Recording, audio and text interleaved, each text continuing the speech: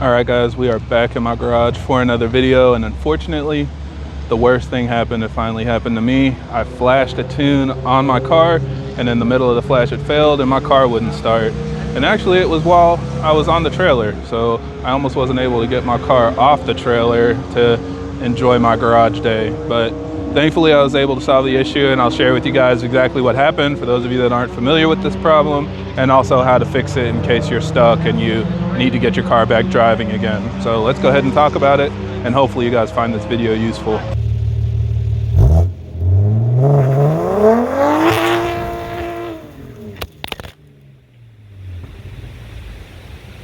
Now, as always, for everybody that's new to the channel, I create these videos to help keep you updated on the latest developments in our community, as well as discuss technical topics so that we have a better understanding of how our engines work. So if you're interested in more videos like that, be sure to subscribe because there will be a lot more coming out in the future. Now, before we get too deep into this, just a reminder, you guys can buy your MHD license through my BM3 network link. And if you use my coupon code KERN417, you can get a little bit of a discount as well. So definitely check out that link for your tuning needs or all the parts that you're looking for. Pretty much everything you need is sold on BM3 network now. So I'm going to try to explain this issue the best I can. Keep in mind, this has only happened to me once, but I've heard of it happening to a lot of people. So it's definitely something that can happen. In my case, I got to my garage, was getting ready to flash a test tune that I was going to test out here at my garage today, and unfortunately in the middle of the flash, the first thing I saw was my car said it's going to put the transmission into park, then it said the iDrive is going to turn off, and then the whole car turned off. And this was in the middle of MHD saying it's erasing sections from my DME, so it wasn't even like in the middle of flashing, it was just deleting stuff, and then the car completely lost power. It's kind of confusing to me because for most people this is like a low voltage issue.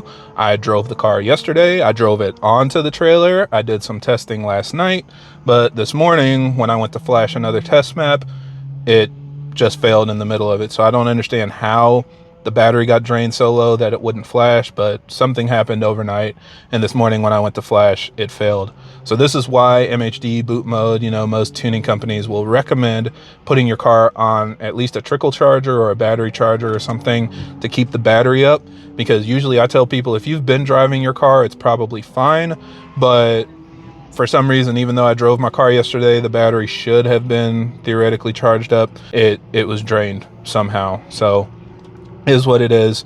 But if that happens to you, if it fails for any reason, the actual fix is fairly simple. So what you're going to do is go into your trunk and open up your battery where, you know, the battery compartment is, and take off the negative terminal. Take it off for about 15 minutes. What this does is it completely lets everything go to sleep. It disables everything, and you'll be able to basically reset your car from scratch.